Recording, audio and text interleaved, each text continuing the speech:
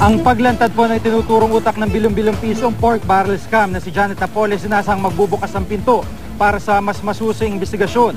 Pero bago pa man pumutok ang isyu ng pork barrel, ay parati na pong nababanggit ang pangalan ni Napoles, partikular sa mga pagdinig sa fertilizer fund scam. Narito po ang aking report. Bago pa man naging matunog ang pangalan ni Janet Lim Napoles sa bilyong pisong pork barrel scam, 2 ulit na pala siyang nakalusot dati sa investigasyon tungkol sa manumalyang paggamit ng mga pondo ng gobyerno. Taong 2006 sa 2008, unang lumutang ang pangalan ni Napoles sa mga Senate hearing kaugnay ng fertilizer fund scam.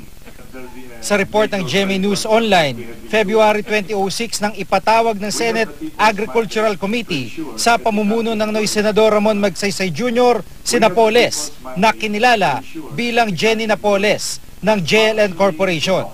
Ang sabina natanggap ng receptionist ng kanyang kumpanya, pero hindi nagpakita si Napoles sa hearing. Hindi rin ipiniliwanag sa Senate records kung bakit.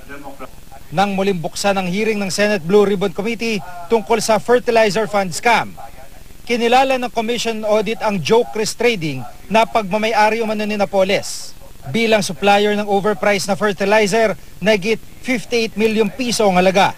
Muling ipinasabina si Napoles pero hindi pa rin siya lumantad. Hindi rin ulit ipinaliwanag sa Senate records kung bakit. Kamakailan o 5 taon matapos madawit sa anomalya, muling nadawit ang pangalan ni Napoles sa isa pang anomalya nang lumantad si Ben Hurluy, pinsan ni Napoles. Ayon kay Luy, si Napoles at ang kanyang kumpanyang JLN Corporation sangkot umano sa bilyong pisong ghost projects ng NGOs. Ang mga ito sinasabing ginamit ng ilang mambabatas para makubra ang kanilang pork barrel. Ilan pang whistleblower ang lumantad pero ang kanilang mga aligasyon itinanggi ni Napoles. Sa pagdinig ng Senate Blue Ribbon Committee ngayong araw, kinumpirma ni Commission on Audit Chairperson Grace Pulido-Tan ang pagkakadawit ng ilang senador sa issue. Let's name names. Have you come across letters by Senator Enrile, signed? Yes, sir. Senator Revilla? Yes, sir. Senator Estrada Jinggoy? Yes, sir. Anyone else? These were signed by, Any other senator, ma'am? by either of them or a representative. Ayon sa kanya, illegal ang paglipat ng pondo mula sa implementing agency papunta sa NGOs. Wala po kaming nakitang batas or ordinansya na